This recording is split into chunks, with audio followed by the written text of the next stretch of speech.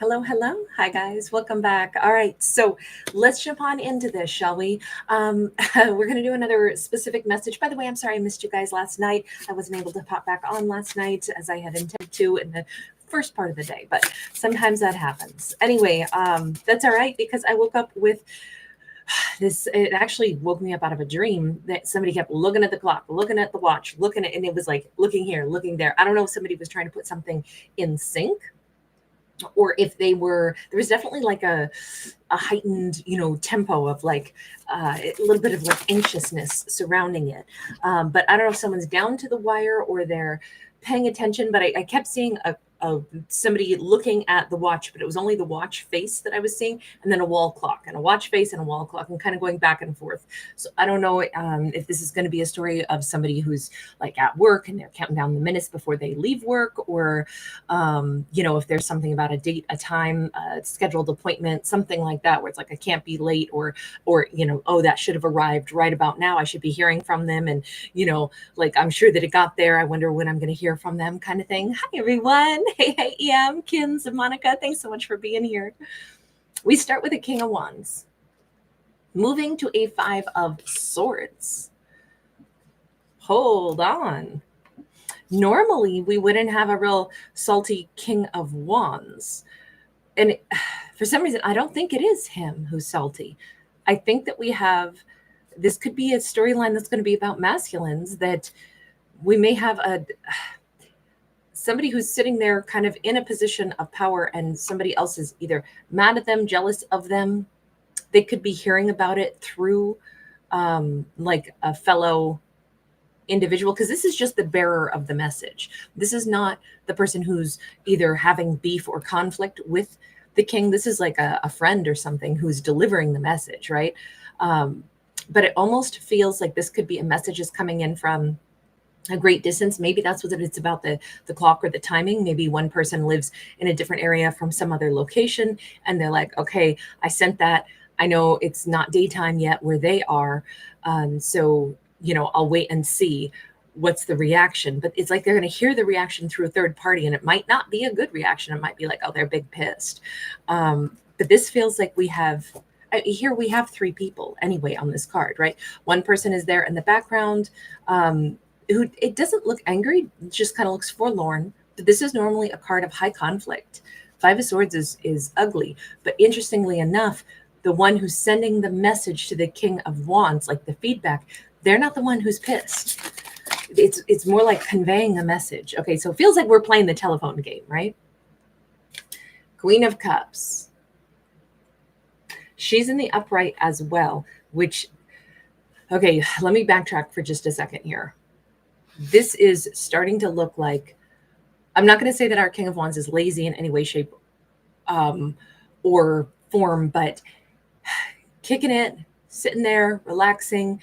Oh, hang on just a second, you guys. Before I move forward, just a second. Chamfer Singh, thank you, love. I'm one of the things that I know you might not be able to see the join button to become a member. I see you're asking that question, and thank you. That totally warms my heart that you're interested in becoming a member. But to become a member, you should be able to see a join button. Lots of times it won't show up on a mobile app.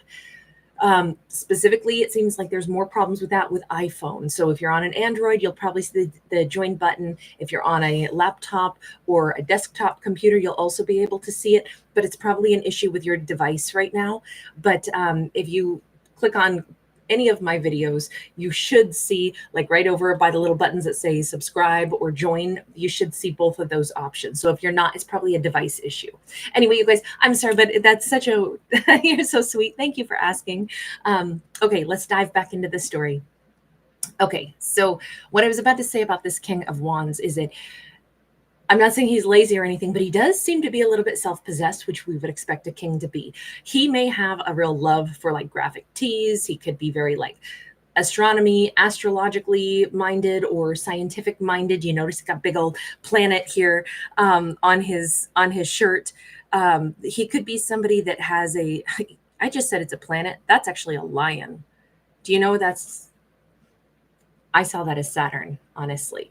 It's not. It's just the fold in his in his shirt. It still doesn't mean maybe he's a Leo since he's got a lion there.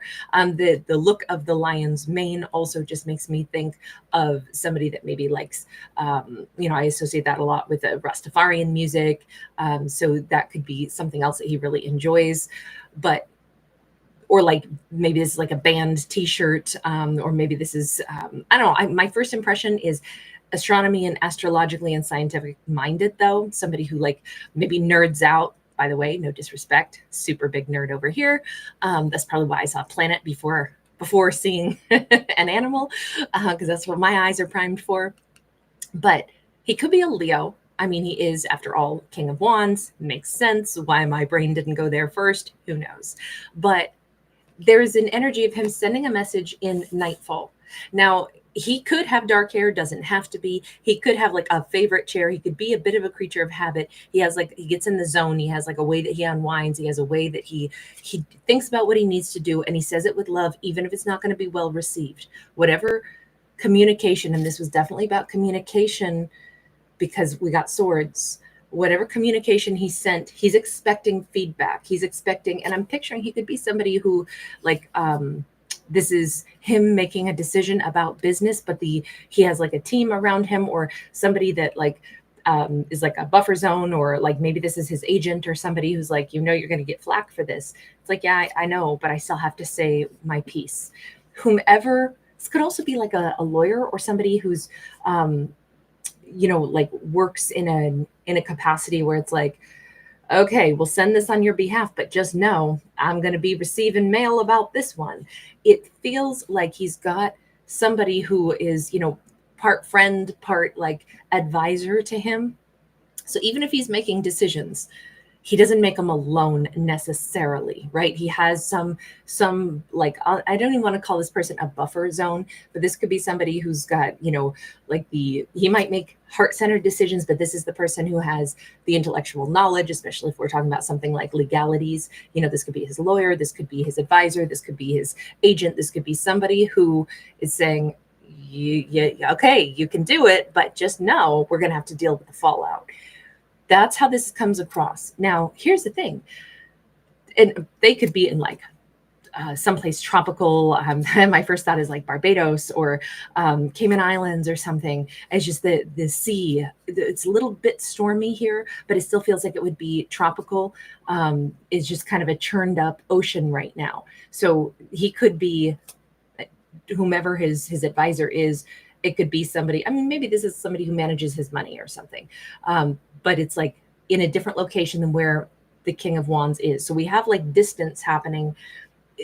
A message is being sent to a distance. The person who's going to be assisting him is at a distance. And this is still kind of like, I'm feeling like it's the telephone game, or, a series of emails or something being sent out.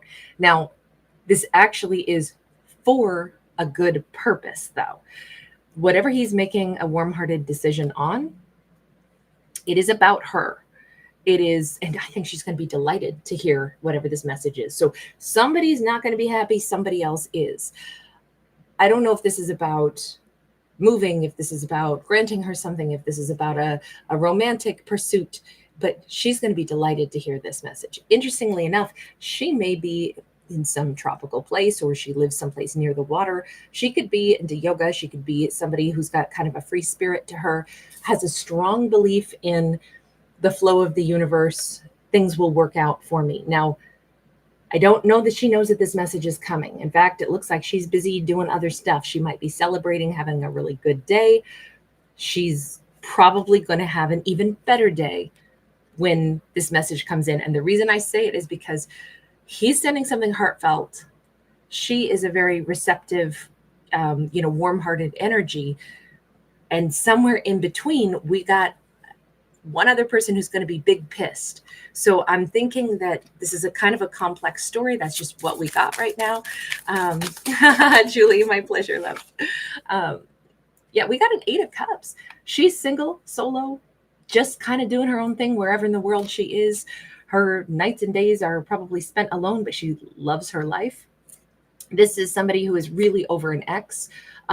She could be a blonde, does not have to be, but my impression right now, because the Eight of Cups is here and because she's in such a like a positive energy, although the hem of her breeches are soggy. So I don't know if she, you know, could care less and she tends to walk out into the sea, or if she's, even though we see ocean here, I mean, it could be just as easily, you know, somebody who is walking through tall, wet grass and it wets the bottom of the pant legs and she couldn't care less. She seems like a bit of an earth muffin, right? Maybe she's out in the snow and the bottom of her pant legs gets, you know, snowy, but she doesn't care. She likes it. But my impression is she's recently completely like healed, repaired her heart. She's in a really good emotional space. I feel like maybe that's why we see so much nature around her. I don't know that I think that this is her in this particular physical location that we see on the card. Maybe she lives by a body of water, but to me, it's more like open horizons is what I'm picking up on. She maybe is like, you know how when you've healed from something, all of a sudden, like you get your life back, you know, you've healed from heartbreak. All of a sudden you laugh more, you are like, it's like coming back to life and starting to, you know, taste food and it tastes good again. And, you know, you're just excited, like you've been given a second lease on life. That's where this comes across.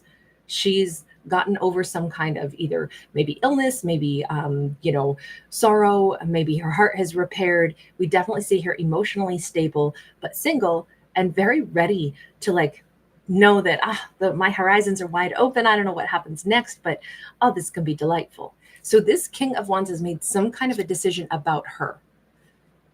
She does not know this yet. This is something else that is. Let's go back for just a second and let's ask about whatever the angry making message is that he's got to have some, you know, astute go-between to help handle. Okay, judgment. So he's leaving some connection. That judgment was in the reverse. He's closing out a cycle with somebody else. This could be anything from him making a big life change where he's like canceling a deal, not renewing a contract, not renewing something in his life. You know, maybe he's like, you know what, I'm thinking I'm going to permanently move because I want to go near her. I want to go talk to her, even though she doesn't know that's coming. But somebody else is going to be big pissed that it means I'm making a life change. Now, certainly this could be him terminating a connection with someone else, possibly a feminine, does not have to be, but he could be saying, you know, I want to make legal proceedings to separate from whomever I've been with because I want to become a King of Cups because I met a Queen of Cups. He is, he wants to go dance and believe in the universal flow just like she does. He wants that same lighthearted, he wants to be in her world wherever she is, okay? But before attempting to move toward her, he is first cleaning up, tidying up whatever he needs to in his life to make that possible. And it has to do with terminating some other connection. Maybe this is about a lover. Maybe he was in negotiations to think about reconnecting to a previous long-term commitment. And he's like, you know what? I know we were going to go through counseling. I know we were going to try to work it out. I don't want to anymore. The truth of it is, I want to go wherever this Queen of Cups is. I want to go become that King of Cups. It's almost like a previous plan that he had to reconnect with somebody. Maybe he was trying to piece back together a marriage. And then it's like, it strikes him, no, what am I doing? Why am I going to keep trying to piece something together that in truth, that's not where I want to be. I want to be here. I want to be a King of Cups to a Queen of Cups, which means I have to end a connection with somebody else, not try to work it out. So I'm going to talk to my lawyer, my mediator, and draft the documents. Let's go ahead and make the legal proceedings happen. Let's go ahead and close out the cycle. I know this other partner that I'm not going to work things out with is going to be pissed, but I can't go for something that I don't really want. And I think he's being upfront that he feels like I got to follow my soul, my heart, my emotions, and go to the place that I need to go. And this could involve him moving, leaving. Obviously, there's something about wherever that Queen of Cups is. He, you know, to his credit, though, he's actually properly closing out cycles, no matter the fallout, no matter the cost, because he knows that he's got to follow his heart and his emotions to go the direction he really wants to. What's the deal with the watch and the clock?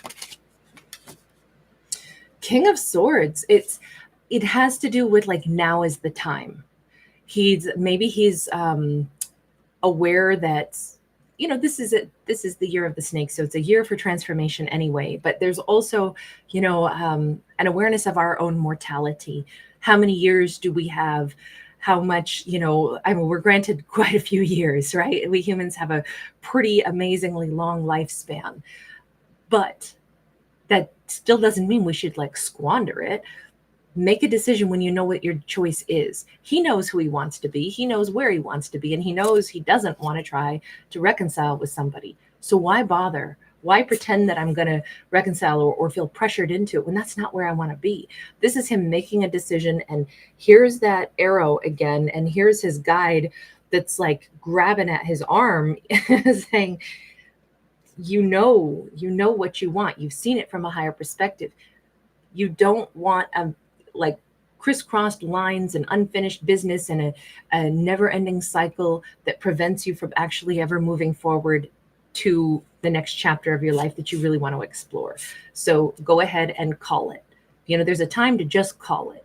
And that King of Swords is him making that decision. So associated with the idea of like the watch, the clock, I don't know if he had a dream or if he just, it's almost like, he either saw something that reminded him of, you know, how many years do we get? Make them count. He's up here on the top of a mountain, kind of up in the snow, having a higher perspective on something. But I also feel like this is him being like a little bit more connected to his inner shaman. Maybe he is, and we see so far, we have seen him as a very emotionally attuned masculine. He may, since he's had past lives, he may be driven by certain things and known only to himself. And he's always like, yeah, I think this is a carryover from some past stuff, but I'm not going to mention it. Because he's three distinct different nationalities here. In fact, this whole storyline has all sorts of different nationalities all over it, right? No, there's no two cards that give us one location, one look or feel or vibe. So either he's pretty versatile, and that could have to do with the fact, you know, maybe he's interested in a lot of different like cultures, or he's got greater like global influence and a mind that, you know, is more globally minded. But it could be because it's his connection to past lives, but he could also have a really strong connection to some inner shamanism. Maybe without him necessarily acknowledging it in so many words, if he sees a sign, a symbol, it presses on him, and he picks up on whatever his signs and symbols are. You know, he sees some bird, he keeps hearing some bird out his window squawking at him all the time, and he's like, yeah, I know. That's one of the things that happens to me anytime I know that there's an action I should take. Anytime, you know, this symbolizes freedom. You know, a bird's wings open in flight usually symbolizes freedom. But also we've got that eagle eye, and we've got this, this always comes up for me anytime, because I love Bob Seger, but that particular song, that particular line, just then I saw a young hawk fly in and my soul began to rise, and he rolled clean out of sight. It's called Roll Me Away, but great song. I could go east, I could go west. It was all up to me to decide.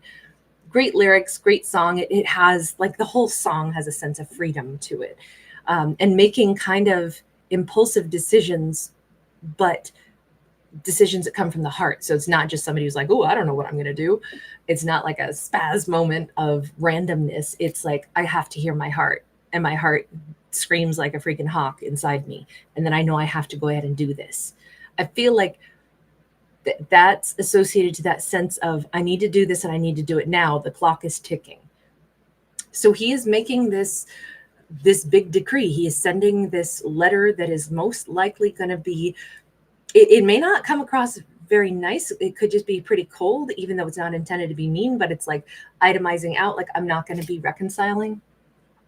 I'm not interested in piecing something back together.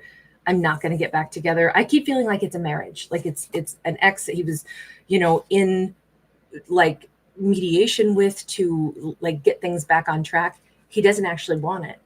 And he knows it now. He knows it because this Queen of Cups, tell me more about just her. Sorry, I know these ones always get really long, guys. We got the Seven of Wands. we go back over into her little universe here. She may be, we already said, kind of earth muffin, by the way. No disrespect to the earth muffins. I am I am a nerd and an earth muffin myself, so I claim the title. So I don't mean this rude, but she might be a hiker. She might be somebody she likes to get out in nature, right? We already saw that all over this for her. Open horizons, adventurous spirit, somebody who I keep feeling like she journeys alone quite a lot. You can see she's just out here with her backpack being like, I wonder what's on the other side of this river. I don't have anybody to tell me. I'm just going to go ahead and check it out. I feel like she has a sense of, she maybe has traveled alone. Maybe she's planning to travel alone. Maybe she takes hikes in areas she's never been to alone. She seems like she'd be prepared, though. Queens tend to have a pretty good sense of their surroundings. Like they always say, don't go places without telling somebody where you're at, right? Let a friend know if you're going to go hiking someplace. Don't be one of those people who just gets lost, because you can always get lost. But I have this weird suspicion she never really gets lost. I think for this, she's got enough intuition, street smarts, and some weird, like, if she's like a little child of the wild, I can understand that she may be really good. Like she's going to do the sensible thing and be like, well, the river is a really great point, because we know the river is always going to be headed toward the ocean. So you can look at a river, you can say the direction that it's flowing is that way. That gives me an idea on a map of which direction, if I do get tangled up and mixed up in my head, I have a pretty good idea of, as long as I have a snapshot in my head of a map and what towns run along a river, and most towns do, I'll probably find my way, even if I got lost. She probably is good at major landmarks. She probably is somebody who's, maybe she was a whatever, Girl Scout, Boy Scout, Brownie, whatever you call them. But she probably has some interesting sense of her bearings and her surroundings, that kind of like an animal. Animals have great instinct, and we are animals too, but sometimes we forget about that raw animal primitive side of us because our big old brain gets in the way. I feel like she's an interesting blend of, like, again, I'll just say child of the wild, because that's the best way I could describe her right now. She's definitely in a place of exploration right now. Seven of Wands is how we overcome a struggle.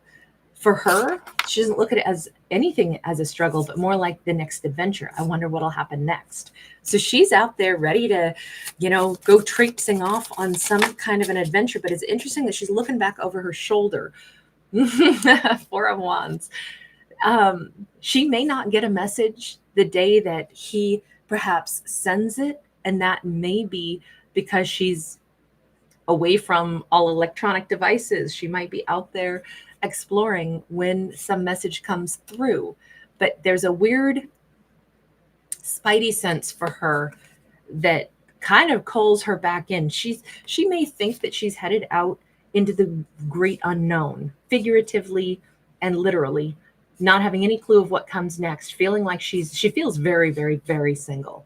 And she's thinking she might be single for, hell, maybe the rest of her life. She's not chalking it up that way and saying, well, I'll never meet anybody, I'm always going to be alone. She doesn't make statements like that because she knows everything in life is a big old mystery. You don't know how it's going to go. If you think you do, you're a fool, because things change on a dime. But she does explore. But it's weird because she's getting the spidey sense tingling that I think there's, maybe I shouldn't be out here in the woods for too long, because I'm picturing that there's something pulling at me. There's some kind of magic or awesomeness that is in my future. And as my life kind of maps itself out in so many different avenues that I could take, so many books of the Akashic record that I could perhaps select from, she's kind of already sensing that there's one that's going to fall off the bookshelf anyway, and it's the one that holds a Four of Wands. Look, she's going to wind up marrying this cat. We already know that's what his intentions are for her, but there's a funny subconscious awareness for her that she can't quite put her finger on. She's not going to end up single and solo and journeying this world, even though she would be very good doing that. but that's just not what her path is.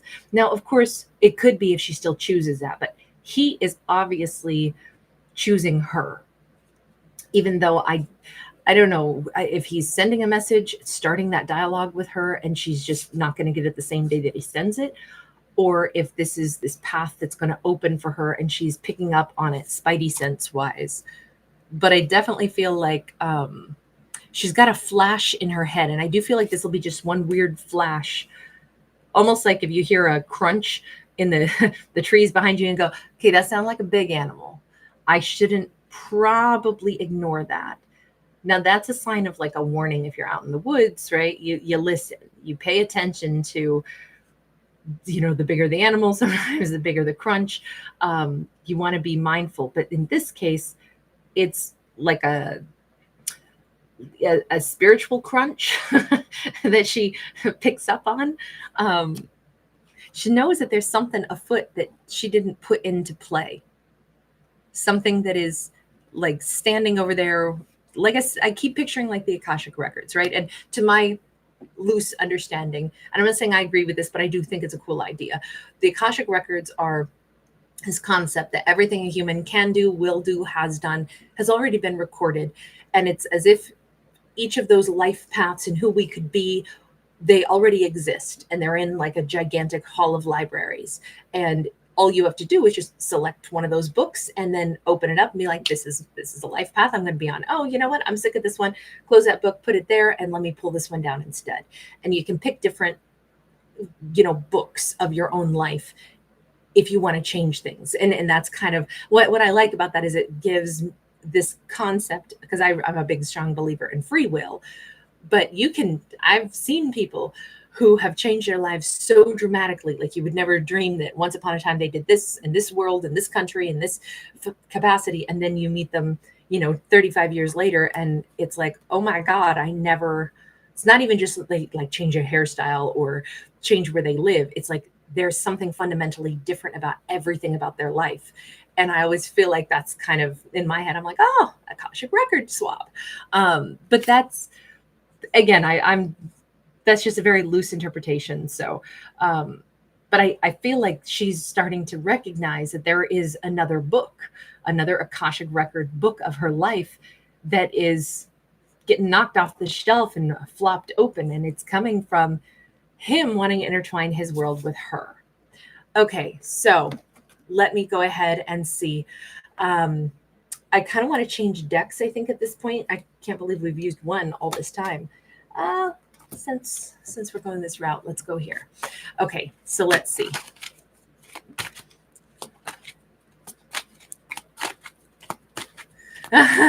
Nancy Drew, yes, Aries is my blue healer.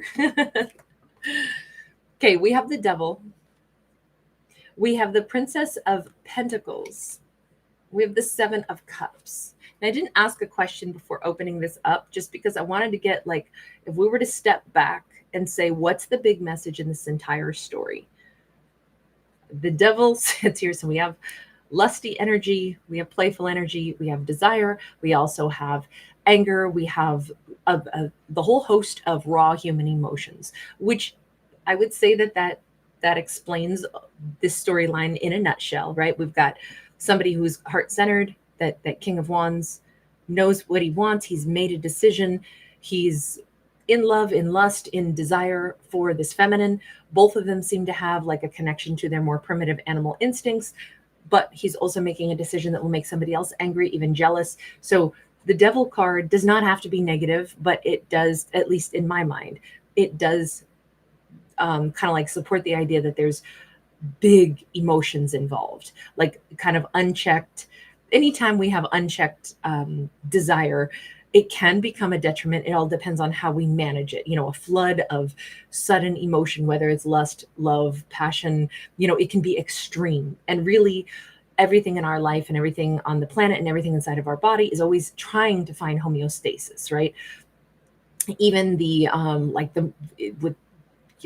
the atomic level, like 8 is a more balanced number, and everything is, trying to find harmony. Even if you look at the table of elements, those radioactive elements, what they're doing is they shed energy because they're so heavy, and there's so much attached to them, and they're trying to get to a more stable state. So they're shedding energy, and we call that radioactivity, which can be very harmful, but in small amounts that can also be useful. So I look at the devil kind of like that. We've got a ton of energy flowing in the beginning of this because decisions are being made based off of desires, based off of intense want. And that's a good thing on one hand, but now let's manage it and turn it into something that we can like safely work with. So we're in the midst of big transformation in this story, is what it says.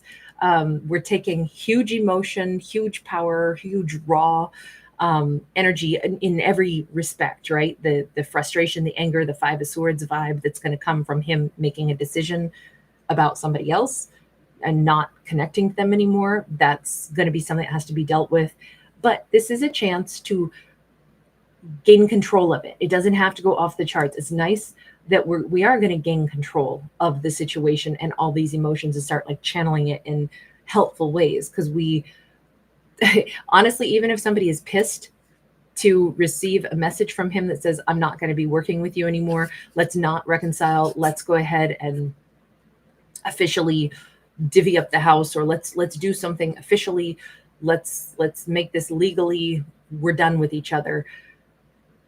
Even if there's a pissed offed moment, I think it's going to get grounded pretty quickly, because it's like, okay, well, this is a chance to look at, so we're all going to be free of each other and we can plant new seeds. The pages are the first step toward the next chapter of life. So I do think it's going to be positive. I do think that everyone, although initially it could be a big shock in every way, then it's like, yeah, but okay, so whoever he's writing to say, let's part ways, even if, and I'm going to say she, because of what we see on this card, on the judgment card, she could be a Scorpio. Even if she's big pissed at first, she might be like, well, on the other hand, now I don't have to deal with this anymore. I can start planning my next stages of my own life, knowing that this person is not going to be a part of it, knowing that we don't have to keep trying to work on something. Instead, I can do a whole new thing. I can pick a new Akashic record book for my own self too. He, meanwhile, can start planting seeds of trying to get his life to align with that Queen of Cups that he wants to go toward. Everybody gets a chance to start planting new seeds. And we know that Queen of Cups has been thinking, I don't know what my life holds. I'm on an adventure right now because I'm single, wholly and completely, and I don't really know where I end up. So everybody is at the same place in this story of it's time to start thinking about planting new seeds. Now, that's an important time. Seven of Cups gives us options. How do we do it? Where do we plant? Anytime we're about to do something new, even if it's like we're going to make a new dish of food that we've never cooked before, or maybe it's just me who does this. I rarely follow a recipe perfectly because I have enough background already in 44 years of being alive to cook. Lots of times I'll read a recipe and I'll be like, man, that's a waste of time. I'm going to shortcut there. I don't think that's going to work. I think this recipe is, some recipes just add in so many ridiculous steps. And I'm like, there was no reason to do it that way. I'm going to shortcut. Now, it all depends on the recipe. It depends on, what ingredients, how familiar I am with them. But there will be things that you get to choose how you're actually going to arrange stuff. Also, sometimes, personal preference comes into play. Well, I'm going to cook this, but I don't like certain things roasted to that extent. In fact, I like a little crunch. So I'm going to leave that vegetable and add it in at the end uncooked, because that they have the options now of how to plant the next seeds. What do they do next? That's really going to be helpful. It doesn't have to be confusing. It can be, I get to put it in order. Yeah, you did good. You did good, child of mine. But admittedly, there's going to be decisions that have to be made. Hi, big boy. This Seven of Cups says it's really going to be imperative that characters stay more connected to whatever their higher selves are, their belief systems. Spend some time before you make decisions about how, he's making a decision, yes, but after the decision to sever a connection, then how he moves forward, it could take a little bit of time. It could take a little bit of thought process. It could take a little bit of like, let me sit with myself. Let me meditate a little bit before I just, you know, let me plant seeds with intention, right? Even if you read up on like the old Farmer's Almanac, there's a lot of information that humans have followed for the millennia of, what phase of the moon to plant certain things in. You wait for the right time, the auspicious time to plant your seeds. And this is very much about planting seeds. So maybe there is an element of connecting to something like the lunar cycles, or maybe there's an element of, like I want to really make sure that things progress. So I'm going to be mindful about this. I do feel like, again, these, going up above, sitting on a mountain, connecting with nature, connecting with the inner animal to listen to the instincts now is really, really important in this story. And I think as we move back into him moving toward her, toward that Queen of Cups, I want to go back and just ask, so is he immediately sending this message to her, or is she just part of the topic of why he's doing this? And she's getting the spidey sense. Ooh, we got the Ace of Wands. We got the Eight of Pentacles. This is not till May. And we literally have the May pull here. So he's not actually reaching out to her for a little bit, a couple months yet. That gives her a little bit of time to go exploring, but to keep in the back of her mind what her spidey senses have, picked up on in the background. So that time is coming right now. It looks like it's still very much wintry. So this is kind of like a springtime situation. That may be when he, takes like direct divine masculine action toward her. We see kind of like the big old arrow. He's going to listen closely to when it's go time. But his motive for doing this is her. The timeline of when he's doing this is May. And I will say that the May poll is, this could be like a music festival. This could be some kind of a, well, okay. So what the May pole really is it is a phallic symbol, and the ribbons that they dance around and weave, it's like writhing bodies. It's a very lusty little festival. We can think of it like a fertility festival from my limited knowledge about this. But let's just say, so it's gonna be Randy, baby. Not to go all Austin Powers there for a second, but that again, we've talked about like basic animal instinct, more primitive side of oneself. He's cleaning up some chapters of his life because of her, and he's warm-hearted and wants to move toward her. But ultimately, the thing that puts the pedal to the metal and really makes him approach her is lust, is desire, is passion, is the need for like human connection, or in the animal kingdom, we'll say it's fertility time. So with that Eight of Pentacles, this is good because the hunger is going to build. This is not a bad thing. We're going from winter time where the leaves have no trees. The trees have no leaves, to hopping on the red magic carpet ride. There's some kind of energy here of like, there needs to be this little bit of waiting time before he actually moves toward her. So this is coming. She, in the meantime, possibly knows it, but it's in that murky sense of like I heard a leaf or a tree crack behind me as I'm out hiking, and I don't know what that is, but I sensed that I thought I was going to be single and alone, but I kind of feel like I'm not going to end up alone, but I still don't know, when is this happening? Why is this happening? Who is this? She doesn't see it yet, but he's already thinking about her. So it's coming, but not till May in this story. Okay, I am going to leave this one here because we could go on all day for this. You guys, thank you so much for hanging out with me. Again, I so apologize for Aries' very robust bark because he was literally in the room with me. And so that was really loud. He doesn't normally bark if he's with me. Normally he barks when he's on patrol in another area of the house. So my apologies, everybody. But so good to see you. Hi, Lois, Marabuka. Shout out to you in Australia. Hey, AC. Nice to see you. Oh, my pleasure, honey. EM. Hey. You heard 70s Maypole. EM, that's awesome. And Julie, thank you. Hey, Decoded. Aries said a whole lot. He's been kind of extra lately. Patricia, is my pleasure, sweetie. Hi, Bogdanka. King of Swords in the house. Hey, hey. Thank you for being so kind. You loved that bark. Oh my God, you must not have had headphones in. uh, hey, Just Jess. Great to catch you. Nancy Drew. Hey. Yeah, Nancy, you asked about Aries, and wow, there he was. Oh, Pam Roberts, thank you. Shout out to you in the Mississippi Gulf. That is awesome. Lots of love to you. Thank you, Pam. That's so generous of you. Julie, your dog's sitting and the dogs are looking for Aries. Well, hopefully what he said was polite. I don't know. He does know how to cuss. I swear to you, he does. I tend to cuss a lot when I drive. Not necessarily in a mean way, but I have a colorful pirate cape when I'm at the helm of my ship. And if I cuss, Aries like instantly is and it's that bark that I know he's like, yeah. Those SOBs, stay in your lane. So yeah, Aries has, I hope he didn't say any bad words in dog language.